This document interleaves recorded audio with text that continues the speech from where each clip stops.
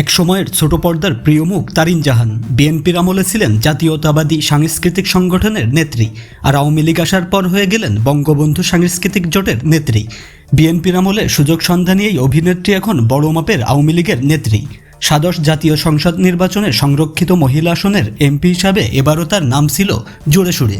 অভিনেত্রী তারিন জাহান যে জাতীয়তাবাদী সাংস্কৃতিক সংগঠনের নেত্রী ছিলেন সেটা সবার জানা।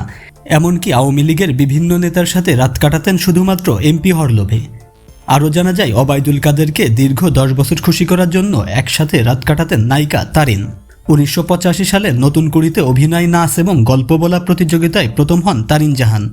বিএনপির আমলে প্রায় সব সাংস্কৃতিক অনুষ্ঠানে ডাক পড়ত এই অভিনেত্রীর। শুধু তাই নয়, সে সময়কার প্রায় সব মন্ত্রী এমপিদের সঙ্গে ছিল তারিনের বেশ সখ্যতা। এই অভিনেত্রী আওয়ামী লীগ ক্ষমতায় আসার পর রাতারাতি খোলস পাল্টে হয়ে যান নব্য আওয়ামী লীগের। যোগ দেন বঙ্গবন্ধু সাংস্কৃতিক জোটে। আর এই সময়টাতে আওয়ামী লীগের যে কোনো অনুষ্ঠানেই ডাক পড়ত এই অভিনেত্রীর। খুব অল্প সময়ের মধ্যে মন্ত্রী এমপিদের হাত ধরে পৌঁছে যান প্রধানমন্ত্রীর শেখ হাসিনার নজরে। তারপর থেকে সরকার দলের হয়ে মাঠে ময়দানে সক্রিয় হন তারিন জাহান, আর উদ্দেশ্য এমপি হবেন। একাদশ জাতীয় নির্বাচনে নমিনেশন পাননি তারিন জাহান। প্রচলিত আছে সে সময় সরকার দলের এক মন্ত্রীর সঙ্গে সম্পর্ক করে খুব দ্রুতই রাজনীতির মাঠে সক্রিয় হন এই অভিনেত্রী। তারপরই শুরু হয় দ্বাদশ জাতীয় সংসদ নির্বাচনে অংশগ্রহণের প্রস্তুতি।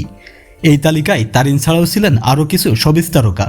তবে এ দৌড়ে সবসময়ের মতো এগিয়েছিলেন তারিন জাহান। অবশেষে মন্ত্রী এমপিদের ঘরে ঘরে গিয়েও লাভ হয়নি এই অভিনেত্রীর।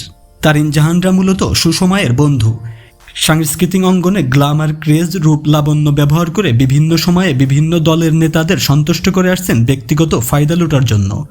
সুযোগ বুঝে দল পরিবর্তন করে রাজনীতির মাঠ গরম করার চেষ্টা করছেন এমপি হওয়ার জন্য। তো বন্ধুরা, ভিডিওটি নিয়ে আপনাদের মন্তব্য কি জানিয়ে দিন কমেন্ট বক্সে। আর আমাদের চ্যানেলে নতুন হলে সাবস্ক্রাইব করুন। ধন্যবাদ সবাইকে।